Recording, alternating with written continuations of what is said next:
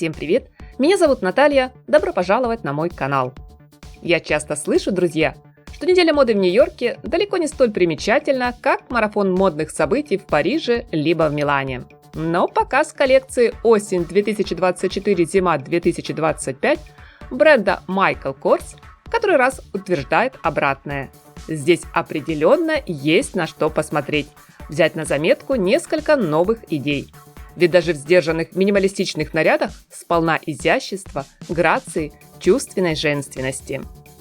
Для начала хочу сказать пару слов в предыстории создания образов новой модной линейки.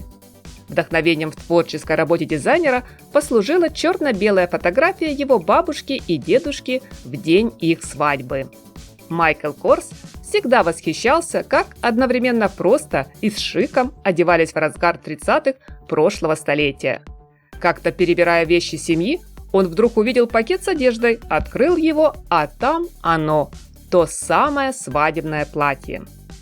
Это лучшая история о спящей красавице, утверждает дизайнер и создает коллекцию с ностальгическими нотками ретро. Да, из нынешнего неопределенного настоящего прошлое всегда кажется более упорядоченным, логичным, во многом лучшим, особенным.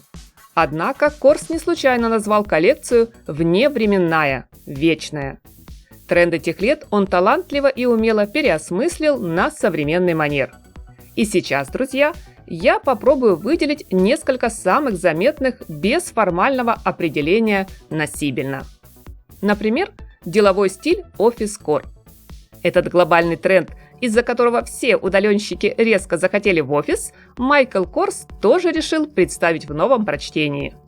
Модели на подиуме не прятали фигуру за маскулинным пальто и оверсайз-пиджаком с огромными плечами, не изображали из себя успешных железных леди. Они вышли на подиум в скульптурного кроя жакетах с четко обозначенной линией талии и округлыми бедрами. Надели с прямой длинной юбкой простую майку из тонкого кашемира, блейзер скомбинировали с кружевным платьем либо с джинсами клеш. Даже строгий микс из классических брюк, белой рубашки и тренча получился непринужденным, расслабленным. Следующий интересный тренд – эко-мех. Это второе в представленном сегодня модном гардеробе, что бросается в глаза после офис-кора.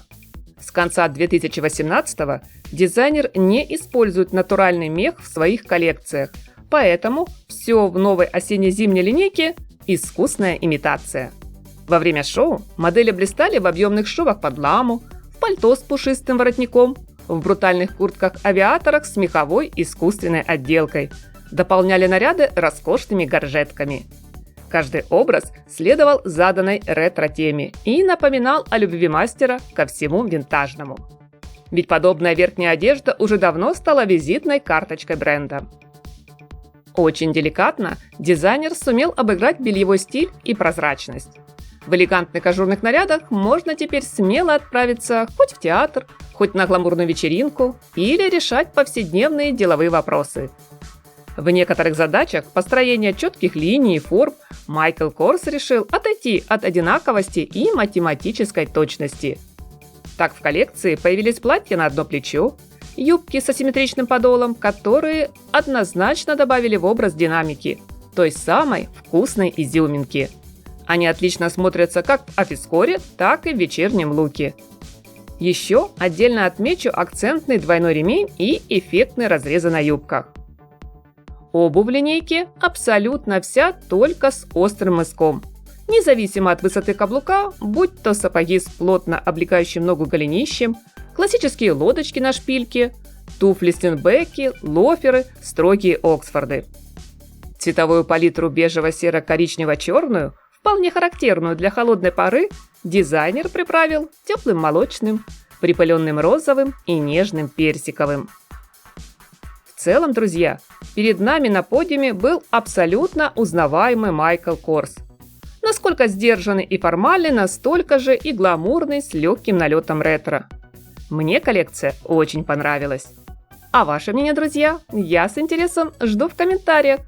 Скажу большое спасибо за поставленный лайк и подписку на мой канал. Только не забудьте активировать колокольчик, чтобы не пропустить следующий модный обзор. Приятного просмотра!